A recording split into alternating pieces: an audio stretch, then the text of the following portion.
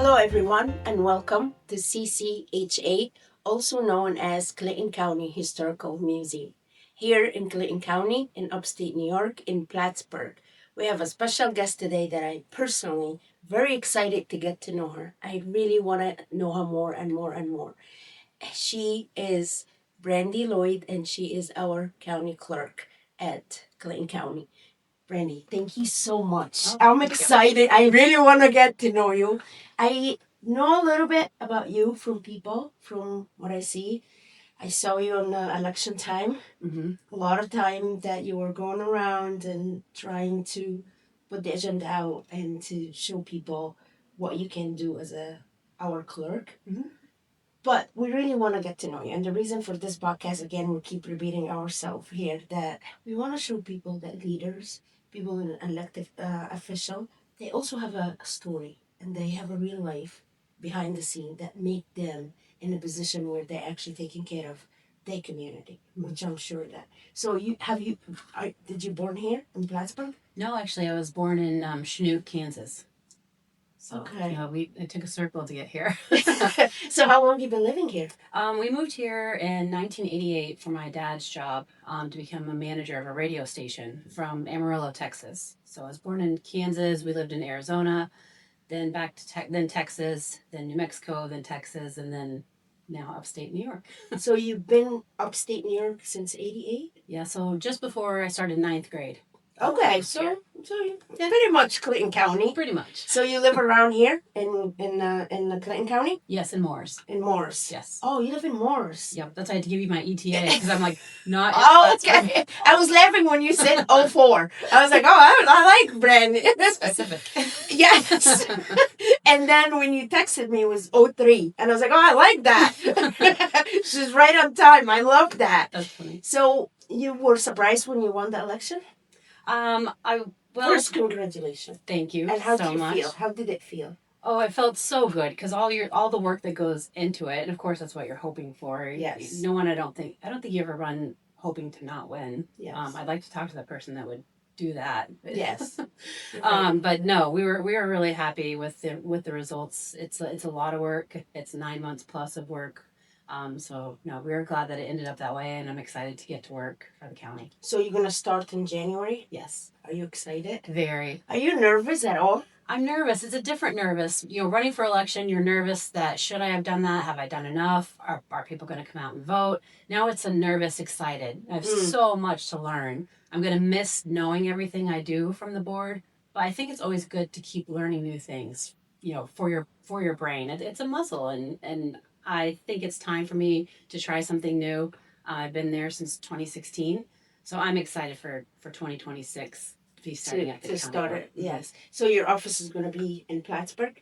Yes, in the same building I am now. It'll just be different down the hall. So what do you do right now? I'm at the Board of Elections. I'm the deputy commissioner on the Democratic side. The office is made up of 3 Dems and 3 Republicans that we mirror each other on each side. So I've been there since 2016, and I will miss it. I am blessed to once again be leaving a job that I really truly love. I'm not leaving it because I don't like it. Just this is something I've been working towards for a while. Before that, I was town clerk, tax collector in the town of Morris. In 2013, I started that job, and I was sad to leave the community and the people I got to know. They would just pop in and have conversations like we're having now and catch up on our days together. So I miss seeing them as much as I did, and I'll miss seeing everyone that comes into the board, and hopefully they'll come visit me at the. So Brandi, did you grow up how it was when you were growing up? I grew up in a really religious household, and before moving here, I never really knew the word Protestant, but we were Southern Baptist is the best way to describe the household I grew up in. We went to church Sunday morning, Sunday night, Wednesdays. If there was a revival, we were there in church from Sunday every single night throughout the week. So I grew up in church. My grandfather was a pastor. So my upbringing was very Southern Baptist. So did you grow up with your mom and dad? Yep, my mother, my father, and then I have a younger brother. You have Merritt. A lot of people know Merritt. He's in Completely Stranded. Merritt Billiter. Okay. Yes. Yep, that's my younger brother. Yep. Advertise, everyone. This is advertisement. Family. Family. Yep. So do you say you grew up in middle Glass family? Absolutely. Okay. Both my parents worked. I would watch my brother after school, but we were 6 years apart, 5.5 years apart, so that worked out fine. That's how we grew up. Both Do you of have us sons working. or daughter? Or I have one son. okay, He's 23 now. okay. Yep. He was excited, I'm sure, that Mama won the election. Yes, and he worked right beside me with all of Oh. it, so he was great, and he's had experience working with other politicians. So I was lucky to have his brain and Yes, because it's they see it from different group of age. And absolutely. do you have fear? Oh gosh, yes. What's your biggest fear? Well, until we started, this was no. I'm just kidding. No, I think it's gonna sound funny. It's No. death, which I don't think anyone's excited about death. But death by drowning in my car is my biggest I fear. get it. I completely Sounds understand. awful. And we live around a lake. And when I first moved here, and it froze, which is brand new if you haven't lived here your whole Yes. life, and they're driving cars out there, and right away I was like, that is never happening. I will never get in a car that's driving on a frozen lake Yes. because you're just opening So your yourself biggest up. fear is to die drowning in a car? Yes. Both. Like Yes. the combination. Like how about just drowning? Yeah, I wouldn't like that either. But it's just drowning in the car. Yeah, like it happens in movies too, and I feel like my chest getting. Maybe it's a claustrophobia. Maybe I am claustrophobic and don't realize.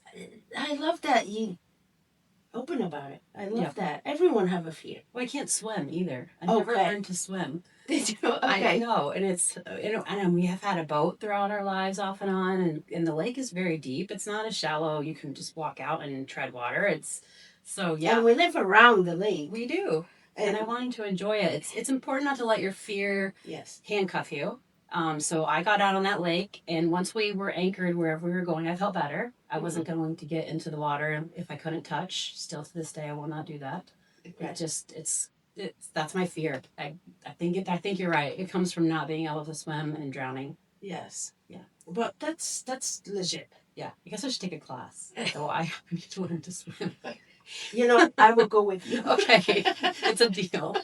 I think everyone in North Country should, because not everyone is from up here. True. And from up here, mostly kids go to swim because there's lakes everywhere. Mm-hmm. And they all have to learn to swim. Do you ever have, like, where Brandi wake up one morning and said to herself, I am very sad this happened. Like something that was so sad to you that changed your life forever? Oh, 100%. It was and I thought before this moment, maybe I'd had those moments, but when I ran 2 years ago for the same position, my father passed away that August of 23. And definitely that still, especially I think during the holidays, it's normal for it to hit you harder when you're doing more stuff with family time and everything, and he's not there. And when we moved here, it was just the four of us. We knew no one. It was my mom, my dad, my brother, and I. That was it.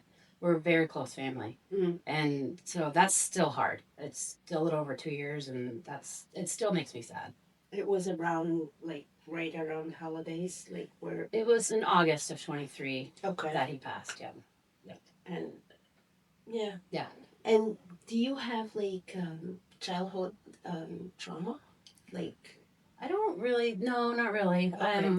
I think maybe part of the water thing is it was a birthday party. You know, your younger memories are kind of blurry. Yes. But it was my cousin. He was having a difficult time in the pool. It was like, I don't know if it was a recreational pool or someone's house. I can't remember.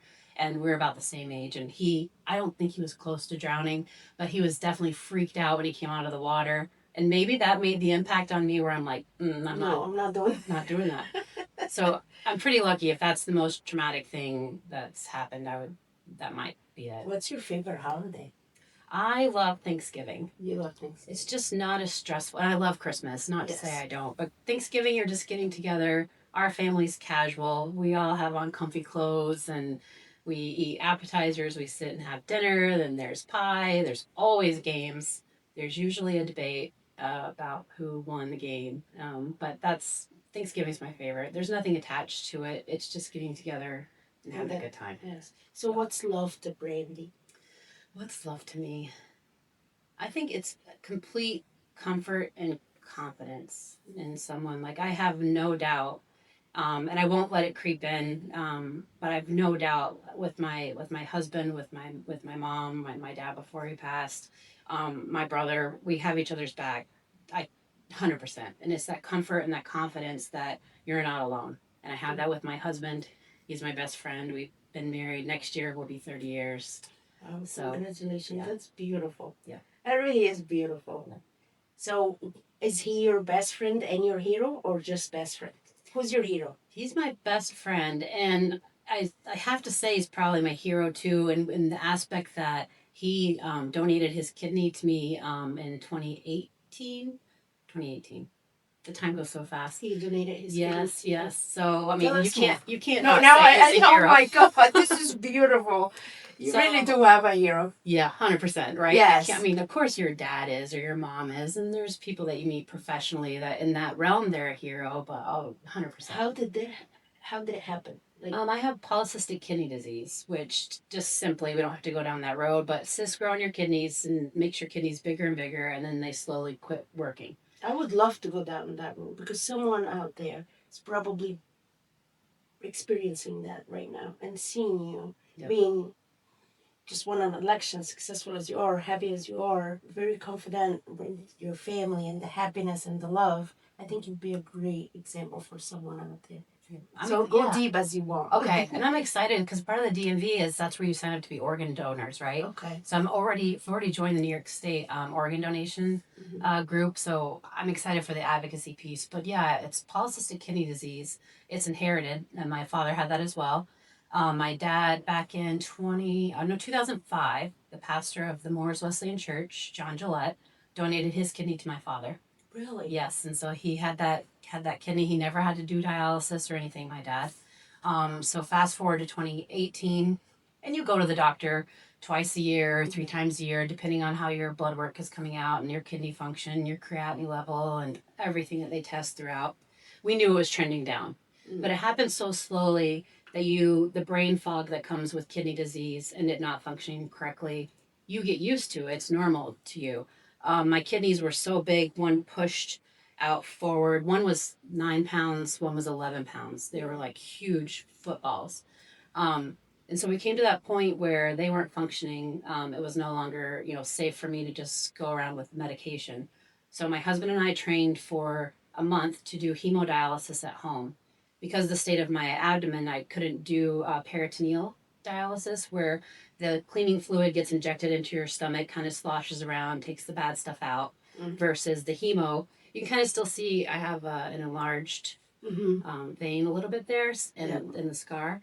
People get bigger ones. This is not a complaint. Actually, it's a battle wound, and I'm proud to have it. Exactly. Yes. And you can see the two little, it's called buttonholes. Okay. So we learned the buttonhole method for hemodialysis. And what do you do? A needle goes in that hole, a needle goes in that hole, which my husband, thankfully, he was part of his, he grew up in Keysville, and he was part of a volunteer EMT. So he was comfortable with this. I think it would be great for you to talk to him sometime, because I'm sure even though he seemed comfortable on the outside, that had to be so hard to do that to your wife 5 times a week. So he used to do it. Yes. For you. We trained to be able to do hemodialysis at home. And that you put the needles and then it's hooked up to a machine. Okay. And it takes the bad blood out and cleans it through the machine, and then it comes back in cleaner blood. So that will prevent you from going to the hospital. You just have to do it home. Yes, or go to the dialysis center. So many people around here go to the dialysis center 3 times a week. They're there for upwards of 3 hours a day. It's a very powerful machine. It's exhausting. So we were able to do this at home. You have to do it more often, but you're in the comfort of home. The machine isn't as intense on your heart. So it was the best option for us too. And the dialysis center, thank goodness it's there, but it's if you've ever toured one, it's a very sad place. Like, it's giving these people life, but it's literally draining. And how long did you have to do that for? We did this for a year until we were able to start. My husband insisted he was going to be giving me a kidney. And you were diagnosed a year before? I was diagnosed in my early 20s. Okay. My blood pressure started going up. They looked into family history, And until then, I didn't know my dad had polycystic kidney disease. There was really no reason. It's monitored. It's controlled usually with blood pressure medicine, and then as time goes on and it gets worse, that's where things like dialysis come into play. So we did dialysis for a year until my husband got tested. I was very insisting that he would not be my donor for a lot of reasons. I didn't want him to go through that. I didn't want our son to go through both of his parents having major surgery. And what are the odds, right? So don't get your hopes up. You're not going to be a match. And I was wrong. Do you remember the day he told you this is what he's going to do? Oh, he told us as soon as we started training for dialysis, for the hemodialysis, he's like, I'm going to give you one of my kidneys. I'm like, you are not. Let's just do this. This is what we have to do. I continued to work throughout because I could work throughout the day. We'd come home. We transformed our dining room into our little dialysis center. We learned really quickly how to use the Instapot. So I would get things prepped in the Instapot while he prepped the dialysis. Once I had to sit, then you're restrained to the chair for about 3 hours. So you did 3 hours every how 4 to 5 nights a week. But I would have dinner while on dialysis. I could see the TV from there, so it was like we were hanging out, just in quality different time. ways. Yeah, quality time. Yes. But how lucky were we to be able to do that versus so many people that don't have that caregiver that feels comfortable putting those needles in your arm, and there are scary alarms. You can't let air bubbles get through in the bloodstream. That's very dangerous.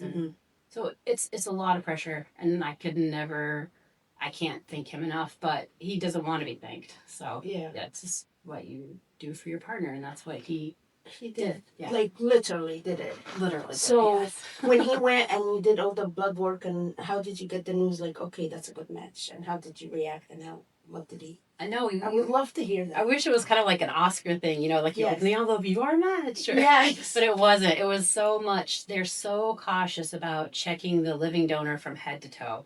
So what a benefit to find out that he was healthy from head to toe. And then afterwards, he let me know the conversations that just he and the doctor had. And they're very good about giving the donor an out. So if it's ever anything anyone is considering, there's always an out. And they would tell him, listen, we'll just tell her you weren't a match. We'll tell her you're not healthy enough to donate.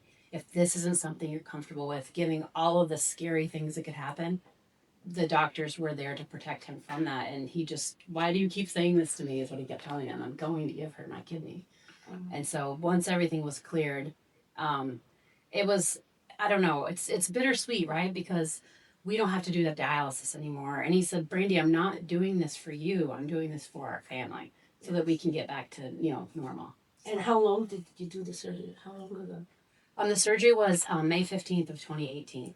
Okay. Yep. And how are you feeling today? Good. Yep. Actually, I go for a follow-up on Thursday. I go over to Burlington to see the transplant doctors there. So where did you have it done? In Burlington as well. In Burlington as well? How did you feel when you the minute after you did the surgery and it was a success? Yeah, the first thing, I woke up in ICU. I'd been out for a couple days. But the first thing I wanted to see, is Matt okay? Because I didn't know that he was okay. They took him back first. And then I went back. But before he came out, I went back and started getting prepped for surgery. So I wanted to know that he was okay, that our son was okay.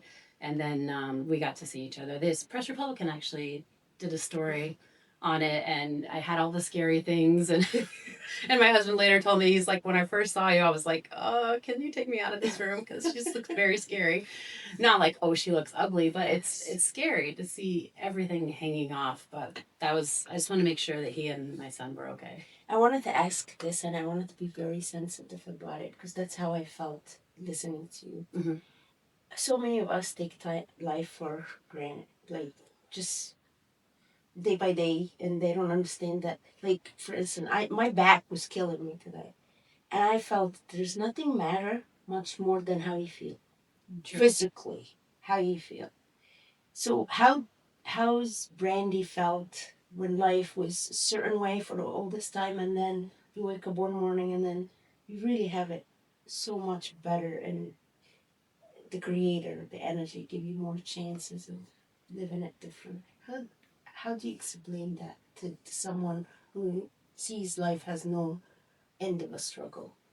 I think you have to everything's small, right? For the most part, and you can't let the small things get you upset. I'm not perfect, and I definitely do get down and upset about things from time to time. That's normal, but I really do try to let the small stuff just roll off your back like you're told to do because there are way bigger things, and I guarantee you, most people you run into are fighting things, and if the fight for you today is that your back is killing you, that's awful. That's it. You're not comfortable. You can't think clearly, and then that in your moment is not what you're feeling good about, right? Yes. And we have to give that to people. So many people will say to me, "Oh, but I've never been through anything like you." But it doesn't matter. What you went through was your hard time. It was my hard time. It was hard for both of us. There's no comparing it. Hard time is a hard time. Yes. But I would say just you definitely have to let the small stuff go, and focus on what's best for you and those that are around you. I love you said that because most of us walk around and you really don't know what everyone is battling. Mm-hmm. And sometimes like someone's tooth hurt. That's their world right now. Yep. They're not in a state of mind that they can compliment you or follow what you're saying. Mm-hmm. But we don't really often understand that everyone has a battle, different one. Absolutely. And we have to just be merciful for each other. Okay. So what is your the best thing you love to do, like your hobby? I was asking my husband, I'm like, so what are my hobbies? Like, I don't really think about hobbies. So isn't that wonderful when you really sit and you think about stuff like, yeah. Wait, what do I do? Yeah, what do I do? I just get up every day and I'm exhausted by the end of the day. I did stuff, right? But I love spending time with family. So, but camping, I guess, would be one of the main hobbies. I love camping because it makes you get away from the house. If you're home and you're trying to have a relaxing evening, but you know there are dishes or there's the wet laundry in the wash, or the dogs need fed, or I should make that grocery list, or do those thank you cards. But when you're away camping, usually Wi-Fi is no good. Yeah. And in those cases, I'm very happy about that. It's just you, nature. It's simple. Everything's smaller. You're not camping in a camper the size of your house. It's just to reduce stress in every way. And Brandi, I love that I get to know you. What's Brandi's philosophy of life? What does life means to you? Oh boy, that's big.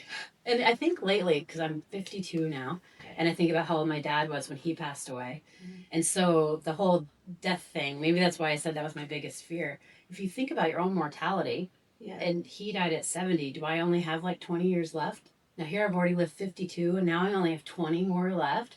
Isn't that stuff sometimes you think of? I understand. Yeah, it's like down that hole. And I can let myself, especially, I don't know about you, in the middle of the night, women, I think more than men, wake up, yes. And the mind does not stop. You're like, please, just let me get to sleep. And it's like, did you do this? Did you do that? Yeah. You're going to die in 20 years. You know? And it doesn't consume me. I don't walk around like, oh my God, depressed. But it is. It's normal. We're all going to go out that way sooner or later. So I guess my philosophy is just live every day to the fullest. If today wasn't a good day, that's all right. The next day could be a better day. And that's it. And you can't beat yourself up over what you could have, would have, should have. You can't. It's done. And you know what? This is what I tell my son too. Probably everyone around you had no idea that you thought you had a bad day and really screwed up. Yes. You think that, but no one else is paying attention. I even tell them you could wear the same thing to work every single day. No one would know. You think they do because you know. But I think that's once you realize that people don't, not in a negative way, but people don't care so much about that stuff, the surface stuff, like you think, then you can live a happier life. But, just be yourself. So do you have empathy that way for people? Because the way you describe things, it's probably because you have empathy on others. So you're the one that you're not gonna care if person wearing the shirt twice, obviously. But the empathy comes from that? Is it because of all of everything you went through, or there was a certain thing that gives you empathy for the rest of your life coming up? I think it probably starts right from being brought up in a religious home, and there you take all that with the good, the bad, and I know people have certain feelings about it, and I wouldn't say that I'm not a good churchgoer anymore, but that's the root of who I am, and what I take away from that is do unto others as you would have done unto you. Mm-hmm. So if you don't want it done to you, why do that to someone else? If you don't like someone talking to you in a negative way, then don't do that to that person. So I think that's all. If you just keep in mind how you want to be treated and how you would want people to pass you on the highway, and my husband's gonna laugh when he watches this. Might be an aggressive driver sometimes, but it's just treating people how you want to be treated is what my big takeaway. And the empathy part probably comes from, I know everyone has something going on. And when they face you and they're upset, it probably isn't what you did to them. It's what happened yesterday or that morning. Or maybe they just found out that their kidneys are failing, or they lost their job, or their dad passed away, or they don't have money for groceries. You don't know what's brought them to you that day, to your office, to your, to your counter. So I know I ask that often, but most people say, no, I would do it again. I will do it again. Do you have any regret? I don't think it's probably not regret. I think maybe some of the things you wish you would have done more of. So of course after. Or how about you? You wish? Do you have something that you wish you never done? Maybe spending money on some stuff, but in the end, it's money, and I don't know. You can't take it with you when you die, and and then so there's stuff that you don't regret, but you think you could have done it different. Yeah, probably. Yeah. What is it? Maybe of course losing my dad. I wish I'd spent more time with him. But then I think back at family's core. I talked to him almost every single day. They lived in Champlain. I live in Morris. We're not far away. We're thankful to be close proximity to each other.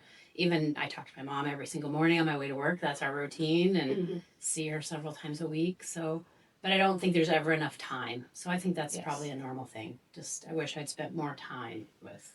Yeah, and I love that when you say like, and it is a woman thing. I think that we wake up and like, wait a minute, where am I? How is that gone? True. Have you traveled before? Yes, yeah, I love traveling. My parents instilled that in us, and it could be simple trips. But when we lived in Texas, we would travel quite a bit to Colorado, just road trips. We went to California once, Las Vegas once, lots of Arizona trips, and then after we moved to the Northeast, Florida a couple times. You have to go to Disney World. We did that. A cruise one time, and as a family, we a few years ago went over to Scotland.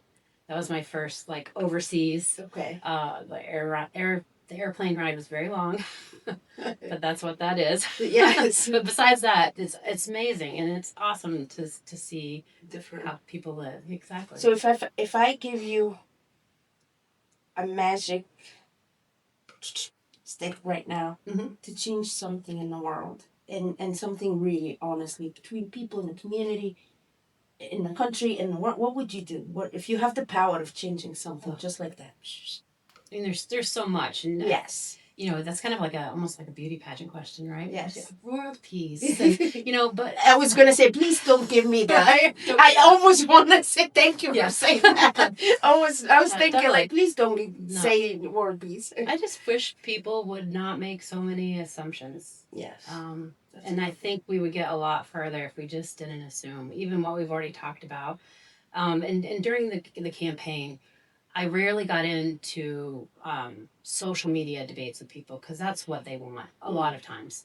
But this one time, and it was actually what I was talking about with family, I felt somebody was talking negatively to my brother who was trying to defend my running as a Democrat. And so I went to the instant messenger to have a private conversation with the gentleman, and I said, you need to know that the woman that's right here in front of you is much more than a box I checked for the Democratic Party. That is simple. You grab a pen, you check that box. Just because I'm a Democrat, don't assume all things that the media tells you a Democrat is. I am. If you have any questions about that, ask me, because I'm much more. It took me a lot in these 52 years to become this person than to check that box to register with the Democratic Party. So I think that helps with politics, but it helps with your everyday life and everything. If we would just quit making assumptions, ask questions, and like we're doing here, have conversation. Have the conversation. Yeah. Yes. And I think like the politician, it's the person. It's 100%. Not the party. It's like who you are as a person. How do you like living in the North Country? I love it here. I really do. I was not happy, I'm sure, as a 15 going into being a 16-year-old, because I think back, my dad made all these promises. We're going to get you that red Corvette. Because I love Prince, and so I wanted my little red Corvette. We're going to get you a red Corvette. You can have all the clothes you want, and I'm so sorry we're moving you from all your friends, and all these promises. I never got the red Corvette. I was going to ask you, did you ever get the red Corvette? I've never even ridden in a red Corvette. Are you planning on ever getting a red Corvette? I don't know if it'll happen. I hope you do. Me too. At least sprint one, right? Would you let me know? I'll pick you up on our way to the Y. Yes. For our swim class. But no, yeah, I think, yeah, that's something, yeah. So growing up, what was your favorite toy? my favorite toy. I would probably say it was Barbies. I like the Barbies. Yeah, I did. Yep, I did. I liked Barbies and dressing them up, and then I was, like I said, brought up in the church. So then we playing make believe. I always found myself as the teacher or the pastor, or I would do commercials in the mirror, and my dad in radio. I grew up in radio. The day I was born. Do you know the song "Brandy, You're a Fine Girl"? Yes. By Looking Glass. That came out in the early 70s. He played that all day long the day I was born at the radio station in Kansas. So I've worked at YRA, I've worked at B100. I love radio. But like we were talking about before, some media, the technology is changing. It's changing newspapers. It's changing radio. Everyone listens to Spotify and stuff like that. So I knew it wasn't going to continue to be lucrative. I still work at the radio station that I worked at for my dad to come here in 1988. I still work there part-time. When we're done here, I'm going to go home and finish, producing the programs for the week. My brother and I take care of all that. But it's like I said, it just wasn't lucrative, but it always holds a special place in my heart. I understand. So my favorite toy was probably just the make-believe, the pretend. And then my brother, 6 years younger, always, came along and was whatever role we were playing, student or taking pictures of me while I'm recording the commercials. Yeah, I love that. So what do you do at the radio station? With technology, I used to have to go to the radio station. I was a program director on air and recorded commercials and stuff. But now everything is so streamlined. I can just log in from home, get the programs ready to air with an open and close, or transform them from a MP3 to a wave and get them ready to be sent in for the week. Oh, wow. Yep. So that's amazing. Yeah, it's fun. I love that people get to know you now. How's your mental health though? Mental health is good. Do you believe in mental health? 100%.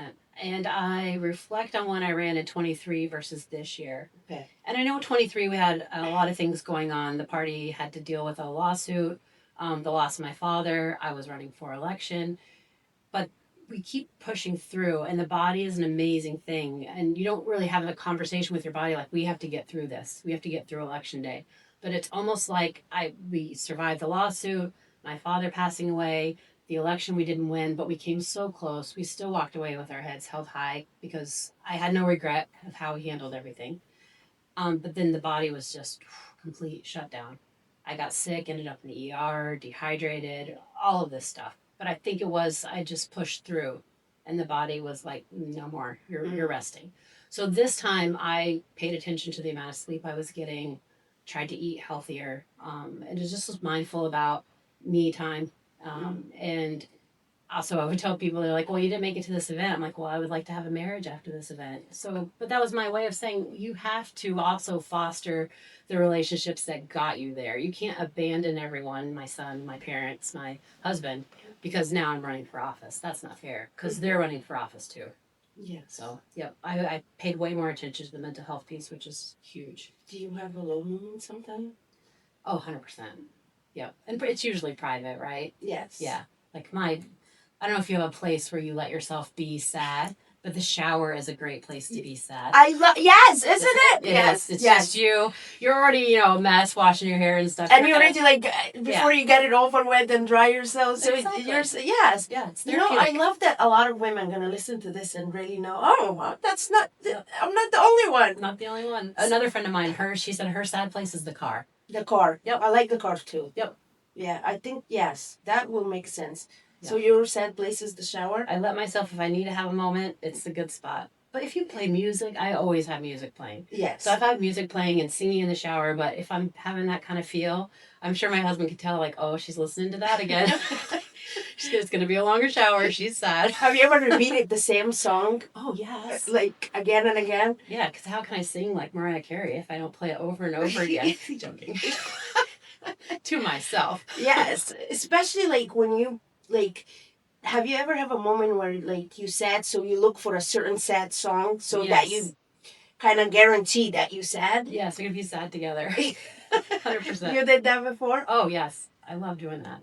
It's therapeutic, right? Yes. I've never actually been to therapy, and I remember when I started the Board of Elections. I think it was like 4 years ago. There were some younger people coming into the positions, and a lot of times we'd have lunch together just at the high top, and they were all talking about having been in therapy, and I said, "You guys, I'm so proud of you because our generation has such a stigma with that." And I said, I'm so proud of you that you are seeking therapy for whatever big or little thing that it might be. Yes. I love that. Like, I love that the moment of the shower, the car, the music. Yep. Do you like wine? I have a glass of wine occasionally. Yeah, I think it kind of goes in ebbs and flows with me. And right now, I just maybe a glass with dinner once or twice a week is great. So yeah, that's the. Do you have a certain movie that you love? Yes, there's a couple. It's hard to get it down to one. Okay. I guess how I know is if that even is on TV, if I come across The Day After Tomorrow, I don't know if you've seen that movie. The Other Sister, Fried Green Tomatoes. There's so many good movies like that if I come across them, even sometimes Titanic, depending where it is, I'm gonna watch it until the commercial starts. Yes. And then I'm like, oh, I have it on Amazon. But those movies I love. Like, yeah. Do you consider yourself a deep person or more on the philosophy or politicians or what is Brandi herself really know herself? What do you consider yourself? I would hope just practical, right? Okay. Yeah, I think practical. Maybe sometimes it comes across deep, but just practical. I always looked at you, and I know there is a story behind you, and I really think you have that story, like to tell people. So if you like want to tell Brandi, 20 years old Brandi, something, what would you tell her that you know now?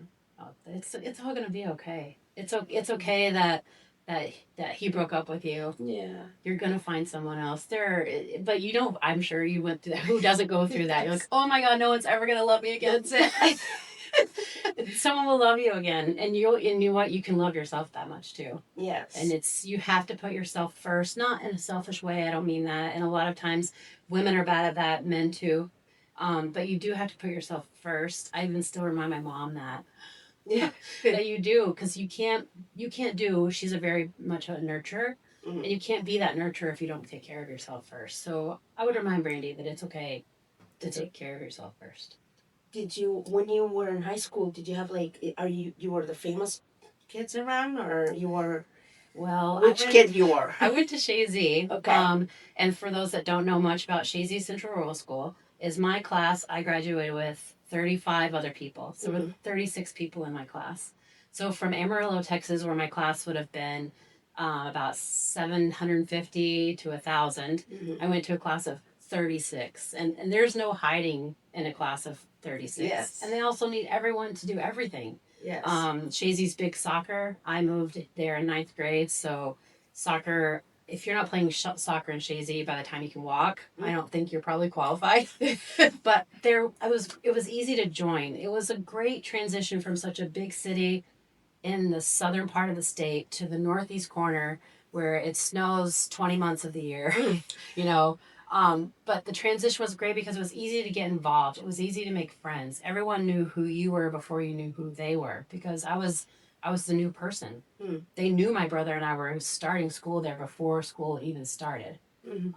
But so then people were curious about you, and you get to talk about yourself like we're doing here, and we really got to know each other. So that was a great transition going from that to Shazy. So I was able to be on the prom court. I was in the newspaper, the yearbook, things like that. I ran for student council. I didn't win student council. And my friends later said, well, we were afraid. It was like, I think it was a senior. And well, we didn't want the freshman that was a young man running not to get any votes. So we voted for him because we thought you would probably crush him. And so many of my friends did that I lost.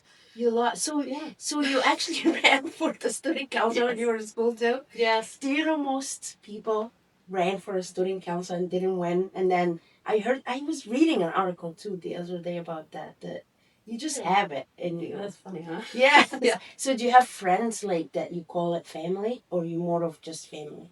No, I definitely have. My best friend from high school, we still talk all the time. She lives down in Virginia now, but that doesn't matter. We talk, text and talk all the time, and she comes up here every summer. I'm hoping to go there again soon, but she might as well be family. My mom considers her, her other daughter, and we're that close. Very. What do you think, Brandy, think about the North Country and community that we need to do more that we don't have? I think that we need to get, and I see it happening, back into doing things together. We got in a habit. I think COVID made it convenient that we stayed in our separate places. And connecting isn't always this. Isn't, and I find myself saying, "Oh, I saw you had, you and the kids on Facebook, or I saw you got your hair cut, and now her hair has already grown back out." Yeah. Because we go so long without seeing each other. So I think just going to community events more, supporting the community events more, that's going to be something I'm working towards next year too, and across party lines too. What's on your? Do you have a bucket list? Oh, there's so many things I want to see. Just to see. Well, yeah, and then do while seeing. Okay. There's just parts of the country that I haven't been to, mostly like the Midwest area, Montana. It's all over TV. I think that would be so awesome to see. Who wouldn't want to see Hawaii? Yes. Yeah, just to see it for myself, because I mean, even when you go to the Grand Canyon and we look back at pictures of the Grand Canyon, it's not like seeing it. And I just encourage everyone, whenever you go to anything, even your kids, like Christmas programs that are coming up, you want to have it to show the grandparents and to show them later and to show their kids later, but take a moment to just see it with your eyes and feel it. Because I have to remind myself of that too. It's cool to get the snapshot for Facebook, for social media, but be in the moment let yourself be in the moment for a little bit too, because those memories are what you feel, not just what you see later scrolling through all those pictures. So, what do you want to be remembered as? I don't know that I want to be like remembered for me, but I hope later there are things that I was lucky enough to have a part of or touch that people remember. That people will remember. Benefited from, or it's still going on, or yeah. So, what's your biggest, most important thing when you wake up in the morning to do? What's the first thing you think about? It's probably my dogs. I have two golden retrievers. I get them, I'm like, "Good morning, good morning," and they're always so happy to see you. It could be 1 minute or 1 hour or 10 days, and they're just, the tails are wagging and hitting they're happy, and that's a great way to start your day, with someone that's so happy to see you. So it's definitely my dogs, but they're also right outside the bedroom door when I get up. But yeah, just get up, and I relish the mornings that aren't rushed. Yes. That I can sit and have that cup of coffee. It doesn't have to be for an hour. Just sit and have the cup of coffee. But I am not a morning person, so that's probably why I need a little bit time. Yeah. By the time you start to actually move around. Exactly. So, what does your son do? So my son, he went to St. Lawrence University, graduated from there in 24, and he's been working now at Stafford Owens for about a year, and he's applying to law school, so he'll be heading out again in August. As a mom, I know you get it. They're home, they're gone. They're home, they're gone. And you just never know when the last time they're going to be living at home is. So I try not to get too sappy about it. But So, what kind of mom are you? Like, we all different mom. I believe in that. That's a personal belief. Like, some mom are like, "Oh, please sit down. I'll give you food." And some mom are, "Go get it yourself." So, what kind of mom are you? I'm in between. Okay. Yeah, definitely. And he's been really great with the transition of him getting older, and they need to learn some independence. He makes great scrambled eggs. So he's always the breakfast cook. So, I'm just going with the age and trying to let him be himself. You have to be careful, I think, to guide, not tell. Because you don't learn if you don't fall on your face every once in a while. Yes. But then if he does ever fall, or when he does fall on his face, he knows that his dad and I are right there. So, are you really close? Oh, we're very close. Okay. 100%. Like, do you have a moment where you always remember, oh, I had this conversation with my son, or a moment you and your son, such as like when you went to have the surgery, or a moment that it's always in the back of your head? Um, I don't know if it's just one moment, no, but yeah, before the surgery, I wrote him a letter, and I hid it somewhere like in his dresser that he would find one day. So if something happened to me during that surgery, he would have that letter, and not that he didn't know I loved him.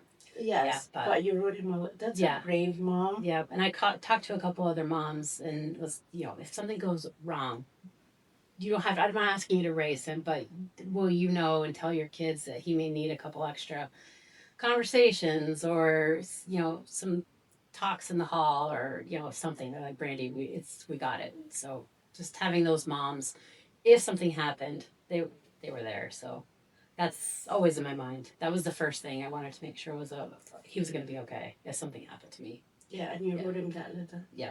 I don't know if he ever found it, actually. I was going to ask you. Yeah, I never asked him. Probably because it would make me emotional. Yes. And him too, but yeah. I love that. That's and I think we all should write that letter. Yeah, I think so. Because when nobody knows. No, and it's okay to write that letter now and for them to read it now and know how much you appreciate it. That's a good point. Yeah. Yeah, because like nobody ever no. I love letters, by the way. I think it's the most something that we don't have anymore. You're right. So one word you'll say, you already said about your husband, he's your hero and your best friend. How about one word about your mom? Oh gosh. Yeah, she's just everything. Really, it is. She's a friend, but she tells me the same thing. Like, I'm her sounding board, and I make her a better person. So we're a really good. I don't know if a reflection of each other is the right word, but yeah, she's just so strong. She's everything. So, you grew up, of course, with your mom, and that your mom was strong. Yes. Did she get like how's your childhood with your mom, like, was strict? So she was like the typical mom. If you think that I'm gonna tell your father when he gets home. Okay, so she was that kind of mom. Yes. It wasn't like the mom that you were afraid of. The mom you're afraid the mom tell. Well, there was. My mom told me, if you ever smoke a cigarette, you will eat the entire pack, even the one that was lit. She told me that, and I believed her, and still to this day, not smoking a cigarette. I haven't. That's a trick for moms there. Yeah. No. So you will eat the whole box? That's what she said. Okay. I'm sure she wouldn't have named me, but that's how serious. I knew that's how serious she was about smoking. So I'm sure in my head, I'm like, well, these must be really bad if she does not want me to smoke. So. How about your dad?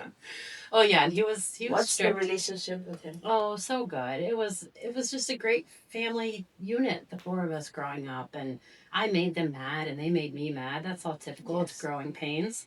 But I never doubted that they were there, and the same. And they expected the best that we could do, not the best in the class, the best in the whatever, the best of us. So if it was a C and you tried your best, good for you. And that was it. I love 100%. That. How about music? Music is always on, always. And what's your favorite kind? Don't judge me. No, I won't. Oh, I retreat. It's a free. It's all about real. Like, that's real true. People, Well, just like 2 or 3 weeks ago, we went to Burlington, and it was Coldplay music in a candlelit church, the one at the end of Church Street. Okay. Just with 2 violins and a cello or something, and that was great. But my favorite music is rap. I love all music, but if I'm choosing, like if my son calls it aux, if I have aux, it's rap. 100%. It's so funny you said that. I love that. Yeah, it definitely. I went through, I still listen to Chicks and Martina McBride and all that type of country music, and the new country music. My son's into country music, so I hear it all the time. Kane Brown and everybody, but rap is my pick. How about your favorite? Do you like jazz? Yep, I love jazz. I've been up to Biddles in Montreal, and I think it's closed now, but jazz is great. Jazz is great, yes. I always... So do you like steak or chicken? If I had to pick, I'd go with steak lately. Lately? Mm-hmm. It used to be chicken? Used to be chicken, or probably no meat right now. And not that it's a choice, it just doesn't always sound good. Okay. Yeah. How about seafood? Love seafood. We just got back from Maine. Yeah. So Yes, scallops and lobster and clam chowder. How did you like Maine? Do you like it there? We love Maine. Yeah, it's nice. It's comfy. I think 'cause it's similar to here, but then being that much closer to the ocean and like yes, like. Yeah. So, what's your favorite city in the States? Uh, my favorite city in New York. I love New York City. Yeah. I had to drive there a couple years ago. That part did not love.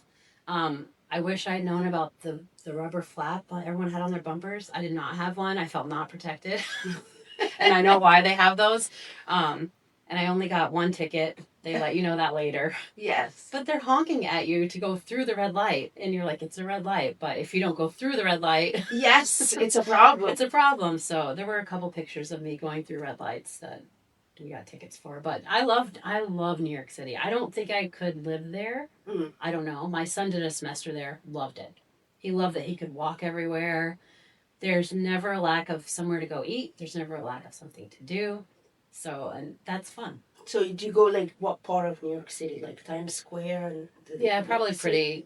I know. I need to go with someone that's lived there and venture out past the touristy parts. Have you ever been in a Broadway show Yes, gone to a Broadway show, a couple. in New York City? Yes. Okay. Do you like that? Oh, it's awesome. There's so much talent out there, and it's like, how are they not Yes. the famous person that we all hear about? Because they're just as talented. Yes. Yeah. Yes. Some of them are just unbelievable.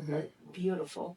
How about Canada? Do you go to Canada? Yep. Love going over to even just cross to Hemingford, which is about 10 minutes from my house, living in Moores. But Montreal's great. Quebec City's great. Toronto's beautiful. Yeah, I like Canada a lot. What are you passionate about? It's definitely it's family. That family pushes everything for me. That's my compass. Yeah. The family. Yeah, because some people were like, "What would Jesus do? What would whoever do?" It's what do I need to do for my family? So it's family that guides everything. So is your family just your mom, your brother, your son, your husband, or how about cousins and? They all live in like Texas, Illinois area. Everyone is, and my husband has one brother, and he's married with two sons, and he has his parents, and they're in the Keysville area, and that's it. So it's a pretty small family considering. So if anything you thought you would be asked today, and I didn't ask you, what would it be? They were all going through my head. And no, because I don't want to answer that because then you'll ask it. Go ahead. No. It's all about being you, Yep. real you. So what was the question that I didn't get to? And it wasn't right. No, you asked about the music and the movies. That's the fun stuff. Yeah, no, I don't. You asked stuff that I was not expecting about the family and everything. I'm glad that this wasn't so politically driven. No. But it's hard when you come out of 9 months plus of that, and the environment that we live in now. But I love that I'm a real person. Yes. So is everyone else. And just remember that when you become a couch warrior, I think they refer to them as, because there's some nasty stuff that people are brave behind a phone to say. Yes. But if you sit like this, would you say it? I wouldn't. Yes. I don't think they would, looking at someone. And I also I appreciate anyone that serve the community. And some people are more lucky than others that they who actually you get paid and you do what you like and you serve the community. I think everyone should say thank you, no matter what political. And I love this whole podcast is all about you, your personal, not nothing in the politician world or what do you do for a living. I think it because you're a leader and you get the votes, wonderful, congratulations. But I wanted to show people that you're also a human and you are so much more than the position that you're holding right now. Agree. Yes, Yeah, and true. I can't thank you enough. You inspired me personally. I'm sure a lot of people are going to be inspired and get to know you now. So thank you. I'm going to ask you to come again. Okay. Maybe we can talk about certain issues with women or men, Anytime. people. And thank you so much, man. Absolutely. I really enjoyed this. Thank you. I can't thank you enough. Me too. Yes. Thank you so much. I appreciate Thank you. Clayton County, Plattsburgh. I can't wait for the next guest to be here. And good night, everyone. Have a great night.